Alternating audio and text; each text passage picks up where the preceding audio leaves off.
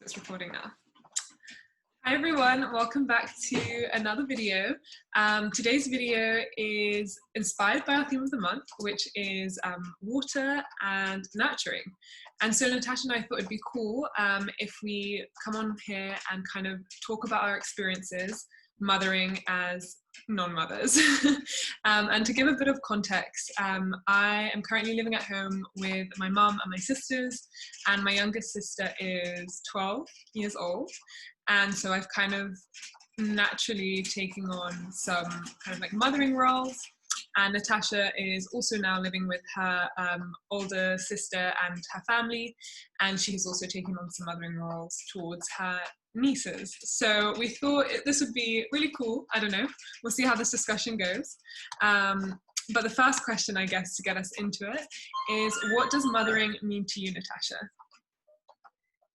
So I think mothering means many things. I feel there's one thing that came to mind when I was like reflecting on this question in particular, and that it was that mothering is not all tenderness, because I feel sometimes there's this narrative or there's this like image of mothering as being very tender and very gentle, and there definitely is a place for that, I feel, as a mother.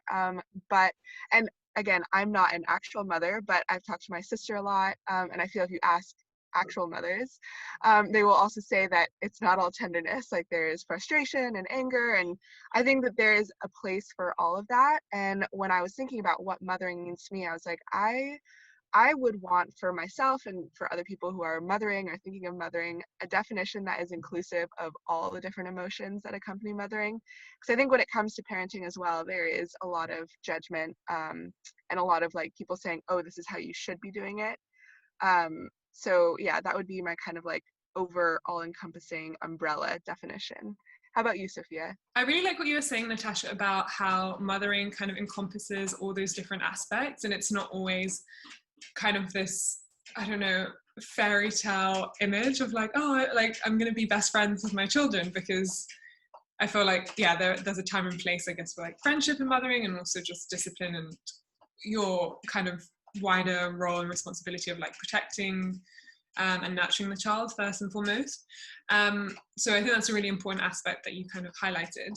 When I was like reflecting on this for the video, I kind of thought, even though I said, you know, that I feel like I principally like mother my younger sister, I think as well, it kind of seeps into different aspects of my life, and not always in a really good way. I think I have a tendency to sometimes have like mothering qualities in romantic relationship, and I don't know if that's just something that is like part of my character or something that, well, what am I trying to say? I guess I don't know if it's something that people pick up on and kind of draw out of me, or if it's something that I kind of like go into a relationship kind of bearing or exercising or whatever. So I think, yeah, I've kind of come to see mothering not also just as necessarily like being an older person looking after a younger person, but also I kind of see that tenderness and that nurturing in my friendships and my romantic relationships. But yeah, as you said as well, I guess kind of the other side of it being the more like discipline and not the very like nice picturesque part of mothering. I love what you were saying about how it bleeds into different aspects of your life, because I think you're absolutely right. I'm sure that there are you know, people who have birthed children who would be considered mothers who might disagree, but I think that you don't have to have done that physically, or even like adopted children to be considered a mother. Like, I do think it bleeds into all aspects of your life. And yeah, I think it's really interesting what you said about how it shows up in your friendships and your romantic relationships, because I definitely think that there are some ways that I have seen that as well. And maybe not so much, well, yeah, I think in friendships and romantic relationships, but I was just thinking about my brother. It was so funny. I mean, he was kind of joking. He came up recently to visit. And he said something because he like asked me to make him tea, and I looked at him and I was like, "Are you serious?" And he was like, "I just get so helpless when I'm around you guys," and it was kind of a joke, but it was really funny, just like that dynamic, because I do notice how sometimes like when I go home and visit my dad and my brother, I kind of naturally take on that role of like providing food, or I don't know, just being nurturing, kind of being an ear to listen to them and stuff. So I really liked that because yeah, I don't think it's just about mothering younger children. It's really kind of like all over the place. So Sophia, I wanted to ask you then the next question that I was interested in is can you describe your mothering strategies? And as well, like what have been your influences in those strategies that you've adopted? So I think I haven't like consciously or like to a great extent sat down and been like, okay, this is how I'm going to like discipline or how I'm going to like mother my younger sister. I think a lot of it has just kind of come organically or naturally, just reflecting on kind of my upbringing and things that I think we all kind of have that where we're like, oh, I would never do this. Like my parents did this and I'll never do that. I really like what my parents did and I think this has shaped me in this positive way. So I think, yeah, the basis of like my strategy, if I can even call it that, is kind of just reflecting on my own childhood and looking at things that I liked and things I want to kind of carry forward.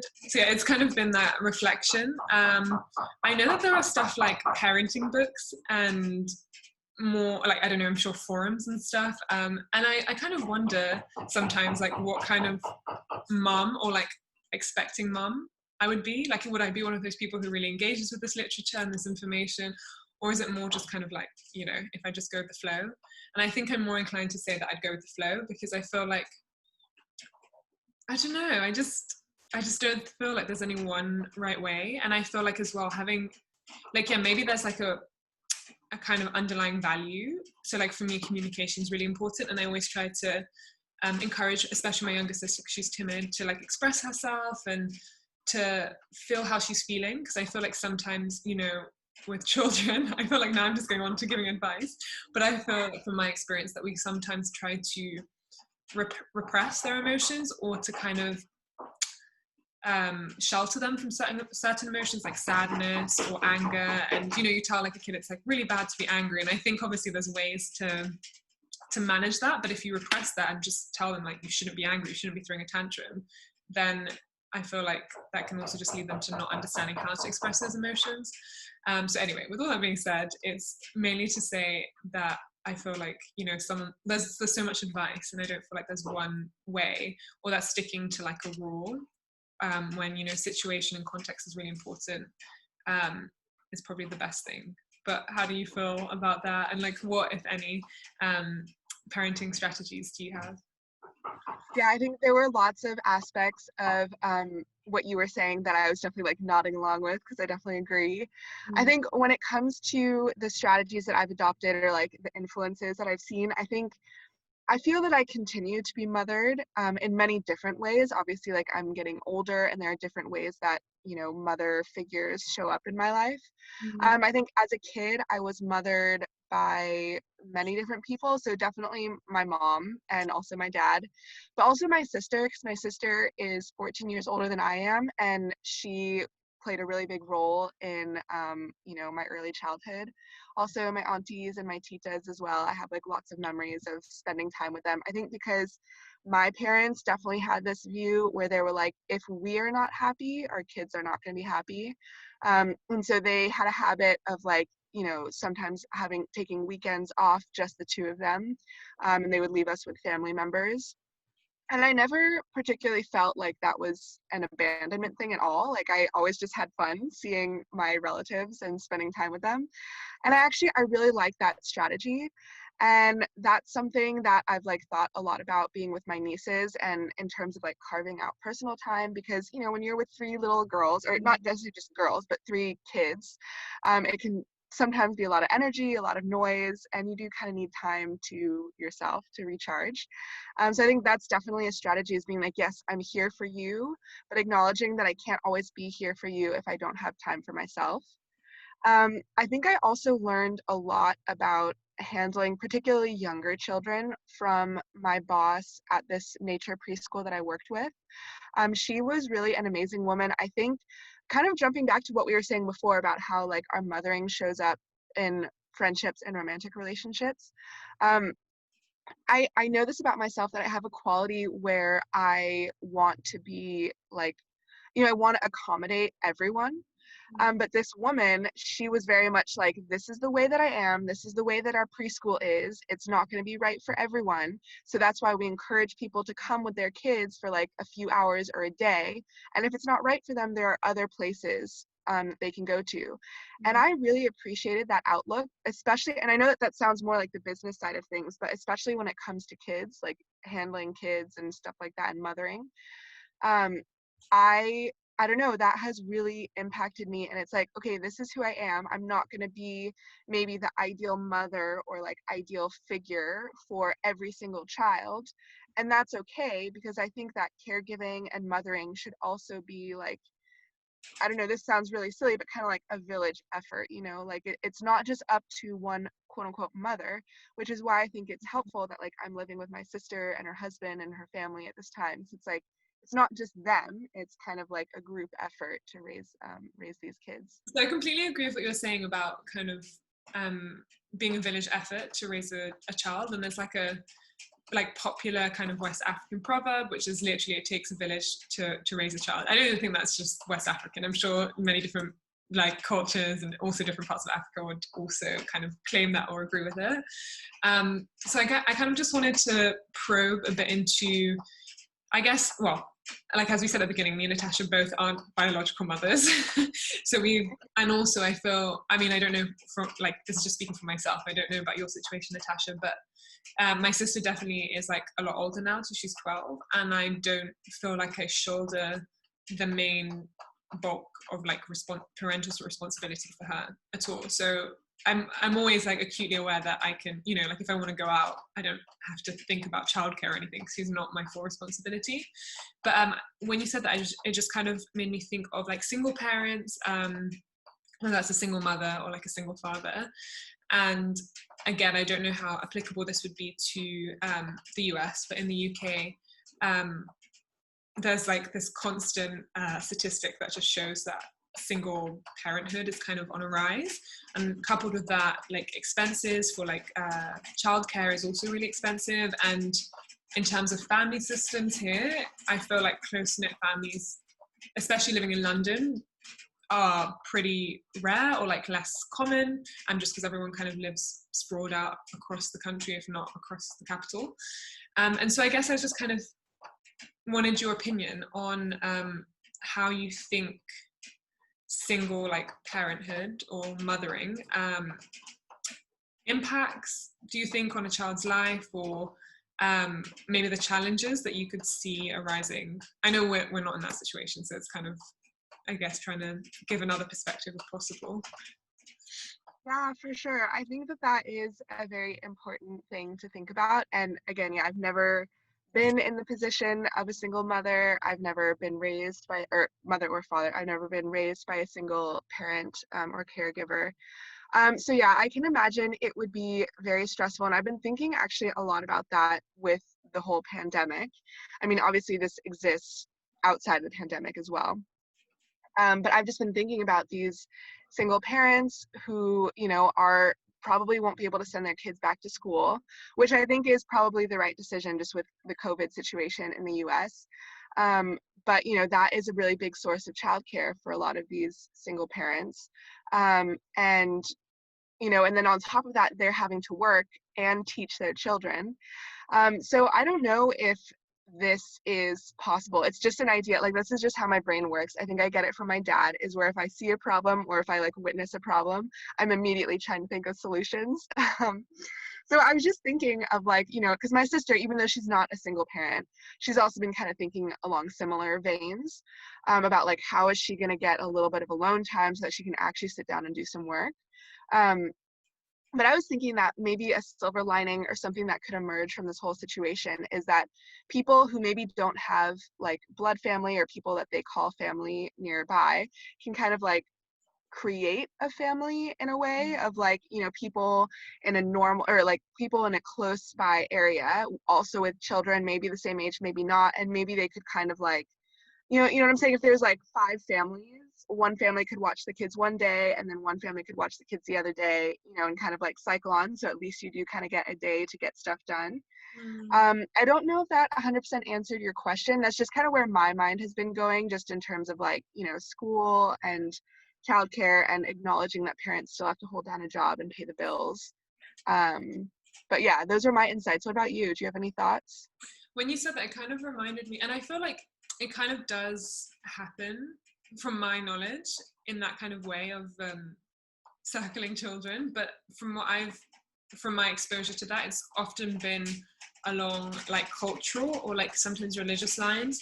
So I know, and it's interesting because even though we're talking about children, it also reminded me of I don't know if they have this in other cultures. I know it's like it takes place in a lot of like West African cultures and Caribbean cultures, where say like everyone will put £20 in every month and it'll circulate who gets that money every month.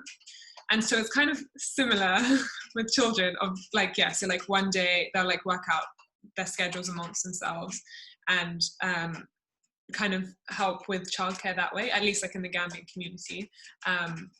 And yeah, I guess my interest in asking this question was kind of because in my younger 20s, I was gonna say, I'm almost like in my mid-20s, but I realize I'm not. Still got another year.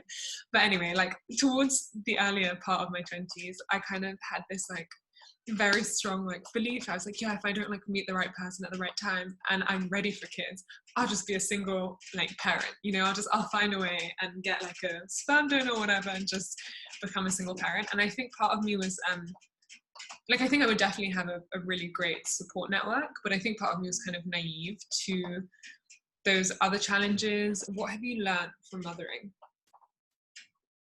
This is a good one, and I've been reflecting on this. I think I've learned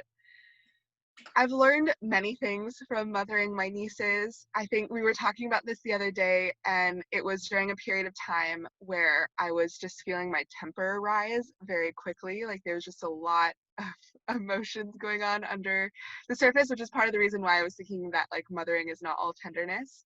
Mm-hmm. But I think again, kind of circling back to some of the stuff we were mentioning before, I've learned that, yeah, mothering is not just being nice to the children or being like accommodating to the children. Like it's a dynamic relationship between yourself and the kids. And what I've also learned from some of, the more professional things like in this nature preschool that I worked at, and then also more intimately in the home, is that like I feel I've taken a very hands-off approach. So if I start to hear my nieces squabbling with each other, their initial reaction when I was like first up there was to like come and tell me or like tell on each other. And I kind of started telling them, I was like, that's not my problem. Like you need to go talk to X about it, or you need to go talk to Y about it. First of all, because I'm not a really big fan of snitching or telling on each other. But secondly, because if I jump in, like, what is that teaching them about how to deal with interpersonal relationships moving forward, So they still do that. They've gotten a little bit better about trying to deal with each other. But I think, yeah, I think also though, in like that whole hands-off approach, it's definitely to give them the space to figure out how to deal with each other, but it's also a little bit for me. I've noticed like as their auntie, like obviously I'm not their mother, so I do kind of need to draw certain boundaries where it's like, okay, I don't need to overstep the like, not that it's a hierarchy, but I don't need to overstep the actual mother here. So I'm kind of gonna like reserve my energy for when I can jump in and like, take that role. That was all kind of vague. I hope that made sense. But those are a few of the things that I've learned. What about you, Sophia? That's interesting what you're saying, because I think in some ways we are quite different in that I feel like, yeah, you definitely are like, I think you're a very agreeable person because you are very hands-off in a lot of aspects of like, at least I've felt like that in friendship as well. I think you're very much willing to like let, well, I mean, this is kind of a side note, but I feel like you're willing to let like other people kind of find enjoyment in their vision, or, you know, like you're a very accommodating person, and I can see how that translates to you being hands-off in that kind of situation as well. I think I'm the opposite. I think I am quite like, not, well, I would hope that I'm less full on than perhaps I was in the past with my sister, but I have noticed that I definitely do need to learn to take a step back. And I think, again, it's not just, I feel like this translates into different aspects of my life. I feel like because I set very high standards for myself, and I kind of have, well, I'm working on, but I used to have very high expectations, which is not to say that I shouldn't have high expectations of other people, but kind of project my high standards onto them. And that could be something that they don't want for themselves, or just, yeah, something they're not interested in. And I kind of like, moving back from uni over the last year, I kind of have noticed that I've done that a lot with my sister, and at times kind of like muffled her voice or not allowed it to kind of come through fully. And so yeah, now I'm kind of trying to take a step back. And the other day we did something which, I mean, it seems simple, but I think it was just kind of like, it really brought to light how kind of overwhelming I can be sometimes. But we were like baking, and usually like when we bake, I'll read the instructions and kind of tell her what to do. But I was like, okay, now you're going to read the instructions and tell me what to do. And she was really nervous to do it, and I noticed as well that she kind of was still looking at me for like reassurance.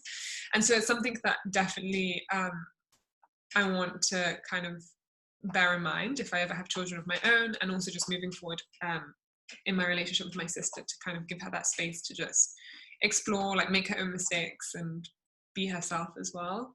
But I think the main thing that I've learned from mothering, especially in the context of looking after a younger person, is how scary it is. And I can't remember what book I was reading recently where it said this, but it was like talking about like bringing up children, and it was like, yeah, it doesn't matter if whatever you do, you'll like screw them over anyway. And I think that's like a very scary part for me, and something that I acknowledge. Like, I feel like you could be like the best mother or whatever, but I feel like psychology will always find a way to explain how someone's like adult problems are rooted in their childhood problems. And so yeah, I think just the acknowledgement of how much responsibility comes with it sometimes overwhelms me and like scares me a little bit. I love what you were saying at the end there. And I also just kind of want to take a moment to kind of reframe that, because I think that is definitely one way to look at it, and it's a very valid way to look at it. But I also think that when you kind of become, and this happens at all different ages, so it doesn't just mean like as you get older, like as you're an adult or whatever that even means. But I think that whole process of understanding your childhood in a different way, and seeing how maybe some of the behavioral or like psychological things that you're dealing with are rooted in your childhood. I mean, that's definitely, like, I'm not trying to belittle anyone's traumatic experiences. Like, obviously there are all different kinds of experiences along the spectrum, and I've been very lucky to not have had those experiences. But one way that I have chosen to kind of view that in my own life is that it's a process of kind of like of healing, so that I can then become like my own version of a mother, which will inevitably impact my children, and then they will go through a similar process. Like, I think I almost view the process as inevitable, kind of like what that quote says, is like, you will inevitably kind of like screw up your children's lives no matter what you do. And I think that that's all part of the process of being a human, you know. So I think that has kind of given me a little bit of ease. And like, I acknowledge that it is very anxiety inducing, and like, you want to do right by the kids that you are mothering as a non-mother, or even your own kids. But I feel that kind of letting go and acknowledging that that is a process, I don't know, it's given me a little bit more room to breathe in this whole idea of being a mother. Yeah, I really like that perspective, and I think it's something that my mum tries to remind me of as well. Like, she always goes on about how like, oh, like every generation you should wish it to be better than like the generation past, and whether that's like, I don't know, in terms of like education, in terms of wealth, or in this case in terms of, yeah, like mothering or parenting. And I feel like it's like in my kind of family setting, it's interesting because my mum didn't have her mum growing up, and so I feel like a lot of her ideas of what it means to be a mum have kind of been not like self-referential, but very much like in her head of like what she would have wanted her dream mum to be like.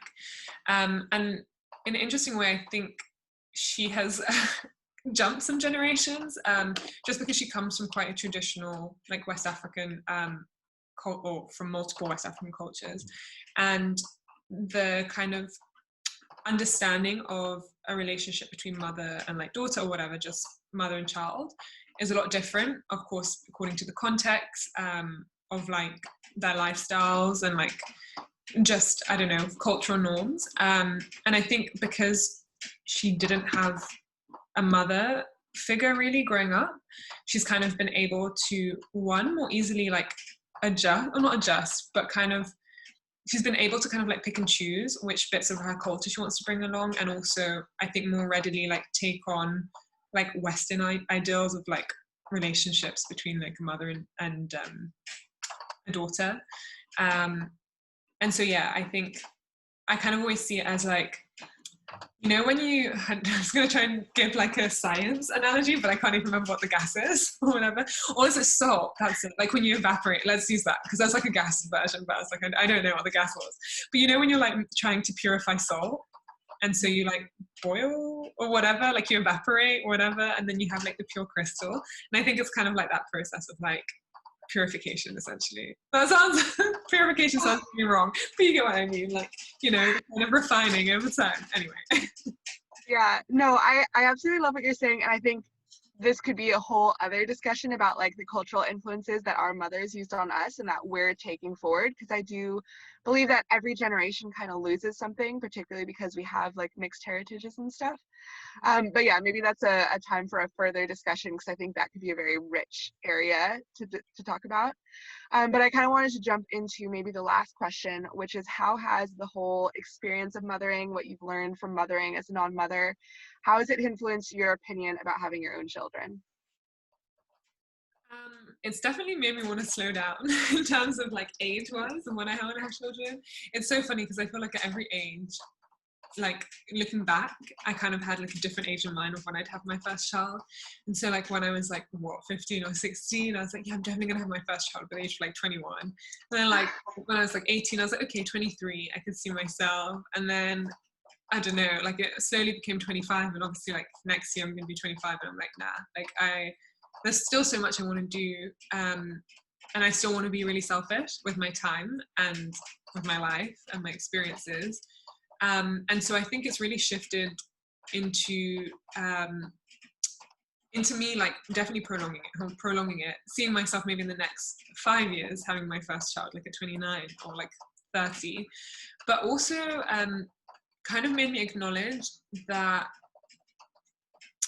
I want to have a child because I want, like, I want to be in the place where I want to have a child because I want to share like my experiences, or I feel like I have something valuable to offer to them, rather than like having a child to fill a void or to feel like I'm reaching a milestone in my life, if that makes sense. And so that, yeah, that has definitely come through with acknowledging the responsibilities and also the like lifelong commitment. Because like you said, I think even I am still being mothered by my mum in ways. And there are many times that I also turn to her as a mother and seek that comfort from her. And I feel like that's something that will be like a lifelong relationship that I have with her. And so, yeah, just acknowledging the kind of not the gravitas of the commitment, but how much of a commitment it is, I guess. I definitely agree with you in some ways. There's some ways that our story is a little bit different. I think before my mom passed away, I was very much of the mentality that I wasn't going to have kids, because I was very heavily steeped in like environmental biology, and I just saw that our world was so overpopulated. And so I was very much like, nope, not going to have kids, just not going to do it. But then after my mom passed, I think there's something in me that wants to like continue her line. And I became very much more open to the idea of having children. And actually, while I was doing my master's program, I don't know what it was, but I think partly because I was so focused, like I had this goal of learning as much as I could so that I could open my own nature-based preschool, because I love preschool age children. And I was just like very much in that mindset. And there was part of me that was like, if I had a kid right now, I think I could do it. Um, Yeah. and then I came back, and now that I'm actively living with my sister and her 3 little girls, it is giving me pause. I'm like, okay, this is a lot. And I know it's a lot because we have 3 little girls that are like within very close age ranges. So it's, just a lot of energy and stuff like that. But I was like, I think I need to wait for a minute. And like, I still want to have kids for sure. But it has given me pause and be like, okay, I still have a lot to learn. I still have a lot that I want to do myself. There's no rush, although there is the biological clock, but I'm still kind of far away from that, hopefully. But yeah, so I definitely still want to have children, but not yet. Okay, I think we can both agree on that. And honestly, I feel like, well, I mean, again, this could go into a whole separate kind of conversation of like the era that we're in and kind of just what is becoming the norm is kind of changing. And I actually, so last thing that I kind of want to add to this conversation, it reminded me of this stall that was like at Freshers Fair in my last year of uni. And it was set up next to a stall that I was running. And so the woman came over and was just like kind of making small chat. And she was, I don't know if she was a sexual health nurse, but she was a nurse of some capacity. And basically she had all these leaflets about sexual health, but then also about about pregnancy, mainly about unwanted pregnancy. But we started speaking and she was talking about, kind of like the biological clock, and she had all these statistics with her that kind of just freaked me out, because it was just like, after the age of 30, like fertility rates dropped by like 25%, and to go on like a wait list in the UK to get kind of like assisted, I don't know what it's called, like assisted pregnancy treatments or whatever, free through the NHS. You kind of get placed at like the bottom of the list because you're already less started. Anyway, she kind of went into this whole kind of discussion about that. Shared some of her experience as well about how difficult it was. And I'm pretty sure she didn't mean to like do it in a way to scare me. And I think part of the reason why, like part of that discussion was talking about what you can do to make sure that you are as fertile as possible. So like not smoking excessively, well, not smoking at all really, not drinking excessively, and all these other kind of things that she was saying. And that kind of, so I think we still have that kind of like mentality or that, kind of pressure, even though I understand that there are clear scientific proof that is the case. I just don't feel like a time limit should be a very, like, at least not the major factor in deciding when you have kids. Yeah, that's true. And there's also many ways that you can have kids, like adoption as well is just as viable of an option, which is important to mention.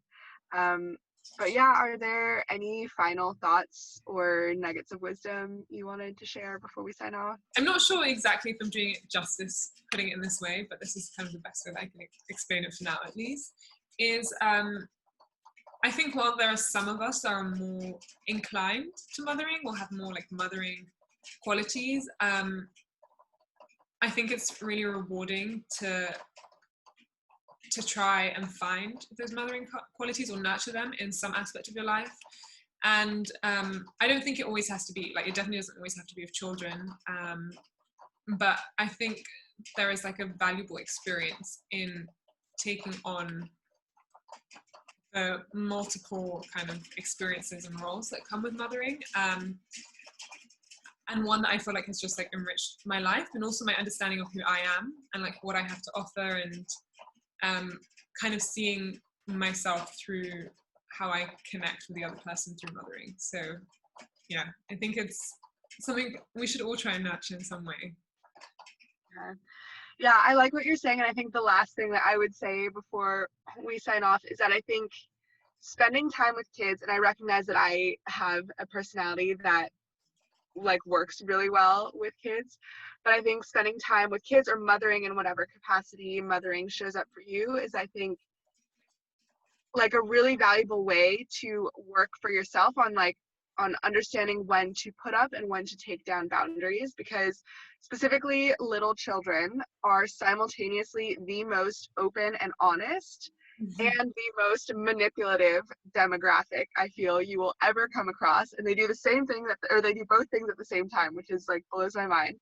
But I feel that it's like working with that kind of, you know, like the open honesty and the manipulation really teaches you a lot about like what triggers you or where, like how to see it and like how to protect yourself, how to open up and stuff like that. So I think it's just always changing, always dynamic, and it's a like we're always in relation. And so I think mothering younger kids definitely has taught me a lot in that way.